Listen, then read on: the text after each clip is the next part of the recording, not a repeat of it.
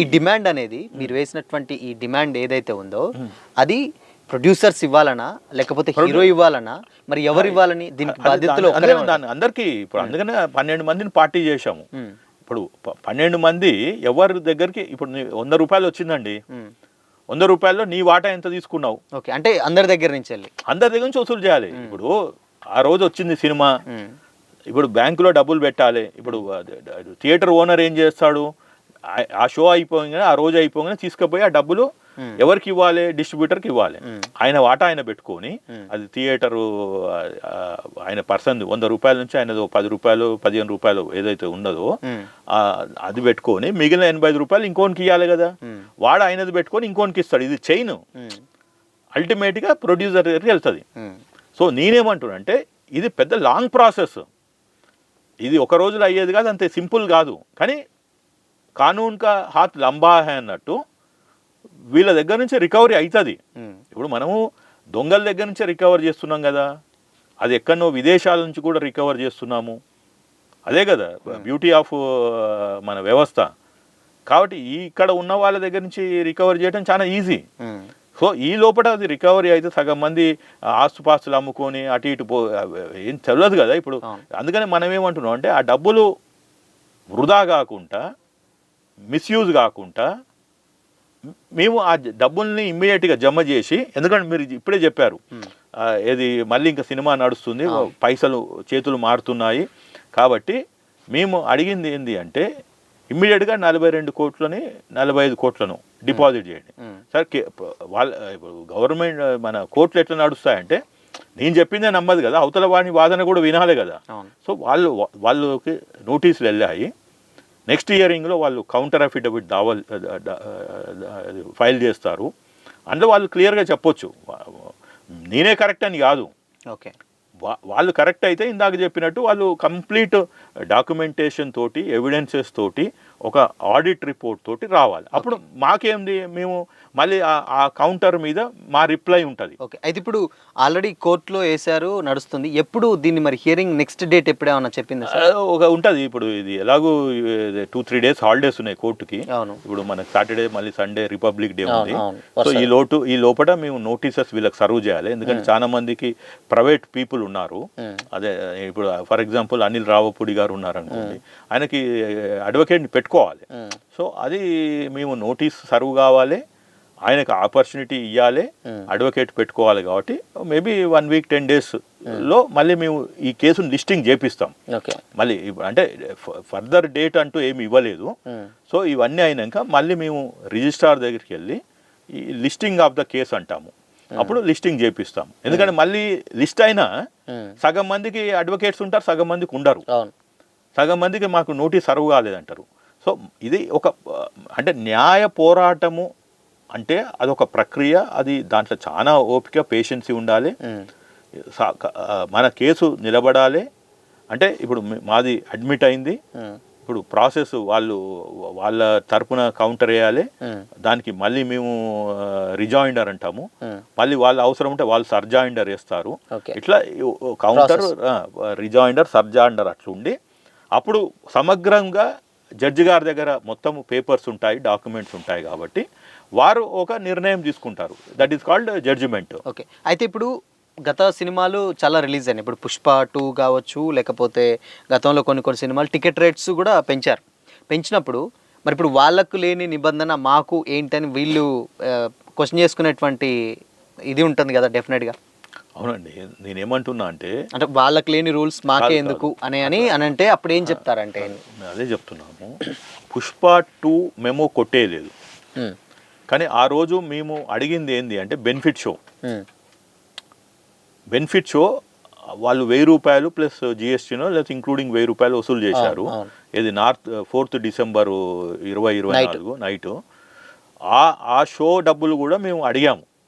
ఏది ఎవరు బెనిఫిట్ అవుతున్నారు, హూ ఈజ్ అల్టిమేట్ బెనిఫిషరీ, ఇది ఏమన్నా పిఎం కేర్కి వెళ్తుందా, సీఎం రిలీఫ్ ఫండ్కి వెళ్తుందా, ఇంకేమైనా నోబుల్ కాజ్కి వెళ్తుందా, ఇట్లనే ఏమన్నా ఉంటాయి కదా. ఇప్పుడు మనకి ఎక్కడైనా వరదలు వచ్చో, లేకపోతే తుఫాన్ వచ్చో, లేకుంటే ఇంకే కరువు కాటకాలు వస్తే ఏదో ఒక వెల్ఫేర్ ఫండ్కి వెళ్ళాలి. అట్లా కాకుండా నేనేదో పెద్ద సినిమా తీసిన నా హీరోలకి 200 కోట్లు ఇస్తున్నాను అని చెప్పి ప్రభుత్వం దగ్గరికి పోయి వాళ్ళకేదో ఎలక్ట్రల్ బాండ్స్ ఇచ్చి, ఇప్పుడు తెలియదు కదా మనకి ఎవరు ఏ పార్టీకి ప్రచారం చేస్తున్నారో తెలియదు. ఇప్పుడు ఈ సినిమా యాక్టర్స్ ఎట్లున్నారు అంటే ఒకరు ప్రచారం అన్న చేస్తున్నారు సెలబ్రిటీస్గా, లేకుంటే వాళ్ళు ఎలక్ట్రల్ బాండ్స్ ఇస్తున్నారా ఏమి ఇస్తున్నారు. ఇప్పుడు అవి చట్ట వ్యతిరేకం కాదు, ఇవ్వచ్చు, నువ్వు ప్రచారం చేయొచ్చు, నీకు ఎలక్ట్రల్ బాండ్స్ ద్వారానో లేకపోతే పార్టీకి ఫండ్స్ ఇవ్వటము అవన్నీ జరుగుతాయి. కానీ దీన్ని క్విక్ ప్రోకో డీల్ అంటాము. నీకు సహాయం చేసిన కాబట్టి నువ్వు అధికారంలోకి వస్తే నాకు సహాయం చేయి. ఏంటిదా సహాయం అంటే ఇదే, నేను ఒక సినిమా తీస్తాను, అది నాకు ఈ పర్మిషన్స్ ఇవ్వని. సరే, వాళ్ళు బాగానే ఉన్నారు. మధ్యాహ్నం నలిగిపోయేది తెలంగాణ ప్రజలు కదా, 4.5 కోట్ల ప్రజలు. వాడికి తిండి లేక బట్టలు లేక ఈఎంఐలు కట్టుకుంటూ ఇందులో సగం మంది సినిమా చూసేది కుర్రోళ్ళు. ఈ ఫ్యాన్స్ అయినా పాపం వాళ్ళ తల్లిదండ్రులు ఈఎంఐలు కట్టలేక, ఆ క్రెడిట్ కార్డులు లేక, లేకుంటే ఈ కుర్రోళ్ళు కూడా ఎవరు వాళ్ళ గిగ్ వర్కర్స్, ఈ ఆటో డ్రైవర్లు, ఇవాళ రేపట్ల వాళ్ళ పరిస్థితులు బాగాలేదు. మొన్ననే స్ట్రైక్ చేశారు. అంతా చాలా మంది బీటెక్, ఈవెన్ నా దృష్టికి వచ్చింది ఎంబీఏ అంటే మాస్టర్స్ డిగ్రీలు చదివిన వాళ్ళు కూడా స్విగ్గీ జొమాటో పని చేయొద్దు. డిగ్నిటీ ఆఫ్ లేబరు, ఎవడైనా ఏ పని చేసుకోవచ్చు. కానీ పాపం వాళ్ళకు వచ్చే ఖర్చు ఎంత, వాళ్ళకి ఇంత 16 గంటలు టెన్షన్ పడి ఈ ట్రాఫిక్లో పోయి స్విగ్గీ జొమాటో ఉబరు ఓలా వాళ్ళ దగ్గర మీరు ఇలా దోసుకోవటము కరెక్టా? ప్రభుత్వం అలాంటి వెసులుబాటు ఇవ్వటము ఎంత మటుకి మీరే ఆలోచించాలి. ఇది ప్రభుత్వ వైఫల్యం ఉందనుకోవచ్చు సార్. దీంట్లో ప్రభుత్వం వైఫల్యం క్లియర్ కనపడుతుంది. లేకుంటే ఒక పర్సన్ దగ్గరికి నువ్వు 200 కోట్లు రిన్యూమరేషను, 50 కోట్లు 20 కోట్లు ఏంది అది? ఇప్పుడు మన భారతదేశ రాష్ట్రపతికి కూడా నాకు తెలిసి 5 లక్షలు జీతం నెలకి, అంటే 5 × 12 72 లక్షలు. Even chief justice of India కూడా వీళ్ళు అంతకన్నా పెద్ద పదవులు ఉన్నారా వీళ్ళు? ఏంటిది? వీళ్ళు 2 సంవత్సరాలకు 3 సంవత్సరాలకు ఒక సినిమా తీసి, అది వాళ్ళ రిస్క్. అది సినిమా నీ ఇష్టం, నువ్వు తీస్తావా, దాంట్లో కంటెంట్ ఉంటుందా, నువ్వు హీరోని పెడతావా, ఓ ముసలోని హీరోగా పెడతావా.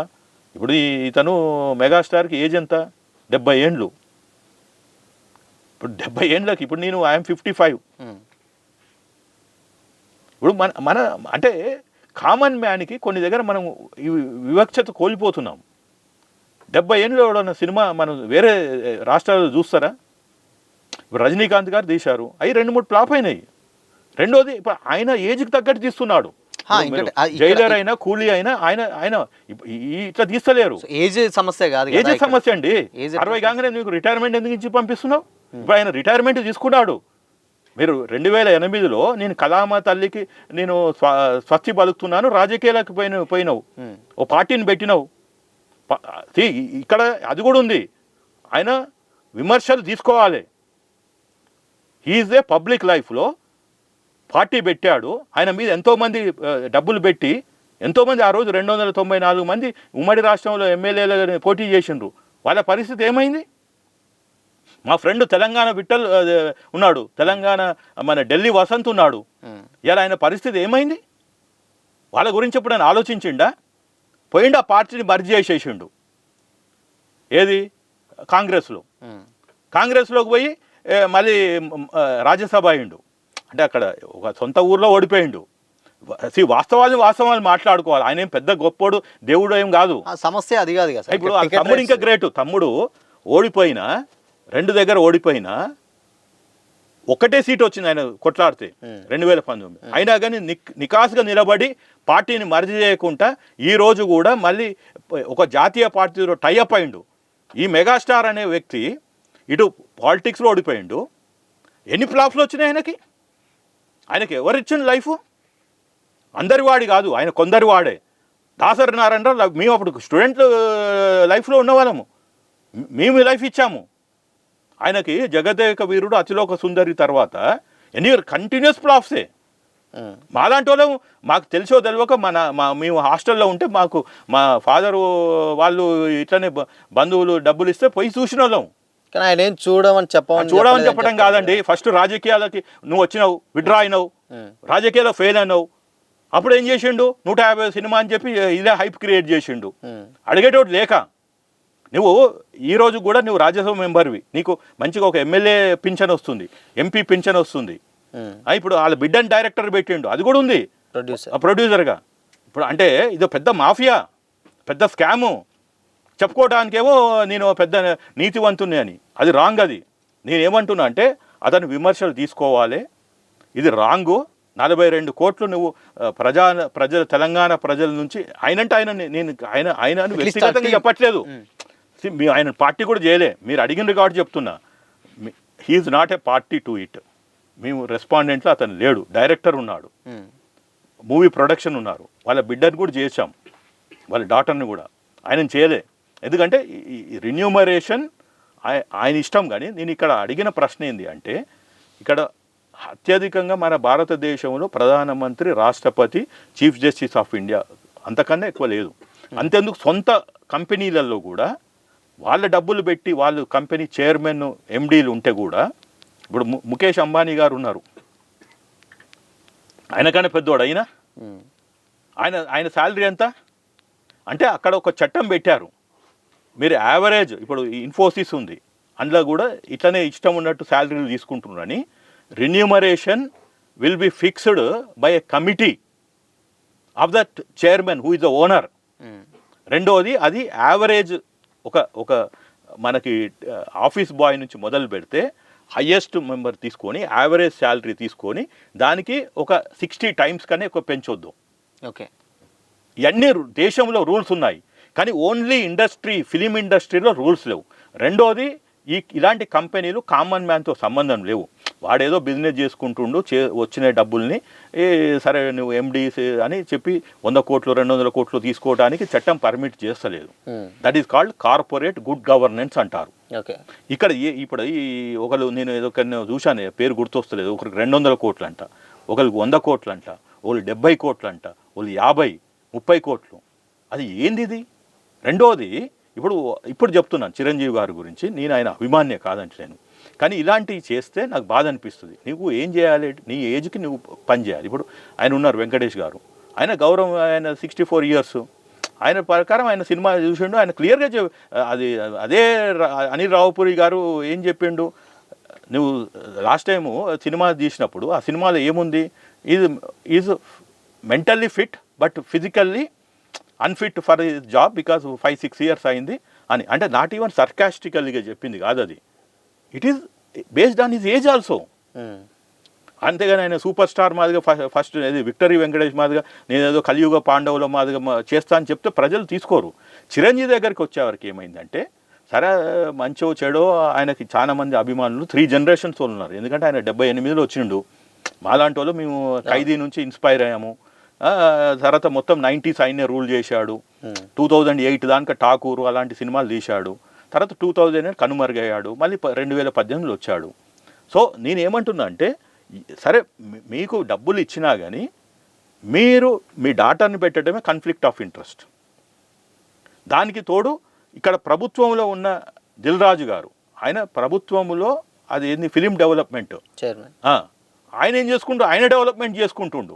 ఇటు శ్రీ వెంకటేశ్వర ప్రొడక్షన్స్, లేకుంటే ఇది డిస్ట్రిబ్యూషన్, శ్రీ వెంకటేశ్వర డిస్ట్రిబ్యూషన్. ఇప్పుడు ఆయన కూడా మేము పార్టీ చేశాము, ఉన్నాడు ఆయన డిస్ట్రిబ్యూటర్ ఫర్ నైజాం. సో అసలు ప్రభుత్వంలో ఒక పదవి తీసుకుంటే మీరు ఆ బిజినెస్ వైదోలు కాదు, కాన్ఫ్లిక్ట్ రావద్దు, ఇంకా వేరే బిజినెస్ చేసుకో నువ్వు, లేకుంటే నువ్వు పదవి తీసుకోకు. ఇప్పుడు అన్నిటికీ ఏమవుతుందో మూల కారణం వచ్చి దిల్ రాజు మీద పడుతుంది, ఈయననే మేనేజ్ చేస్తుండు అని. ఎందుకు మీరు ఆరోపణలు ఎందుకు? ఇప్పుడు మనిషి నేనున్నాను, మన తప్పు చేస్తే పొగ లేకుంటే ఏమంటారు, నిప్పు లేకుంటే పొగ రాదు. సో ఫస్ట్ ఆఫ్ ఆల్ మనకు ఆ నిప్పు దగ్గరికి పోవద్దు, ఆ నిప్పు ఉంటే ఆర్పేయాలి. కాబట్టి నేనేమంటున్నా అంటే, ఇప్పుడు దిల్ రాజు గారు అంత they are filthy rich, Chiranjeevi గారు ఫిల్తీ రిచ్. ఇప్పుడు ఎందుకు మీరు గౌరవంగా ఉండండి, ఏజ్ 70 ఏళ్ళు, రాజ్యసభ ఉన్నారు, యూనియన్ మినిస్టర్గా ఉన్నారు, మీకు పెన్షన్ వస్తుంది, అది ఎంపీగా ఎమ్మెల్యేగా. బట్ ఆయన ఏమంటారంటే, నాది కాదు కదా ప్రొడ్యూసర్స్ వాళ్ళు నీకేమో అడగకుండా ఇచ్చిండ్రా, అడగకుండా ఇచ్చిండ్రా. ఇప్పుడు కాదండి, ఇప్పుడు ఆయనకు 30 కోట్లు ఇవ్వడం తోటే కదా తెలంగాణ ప్రజలకి ఎవడో ఒకడు లాస్ అయినోడు, తలమాసినోడు, సినిమా తీసినోడు, వాడు ఈ గుడు పుటాన్ని చేసి చీటింగ్ కాన్స్పిరెన్సీ చేయడానికి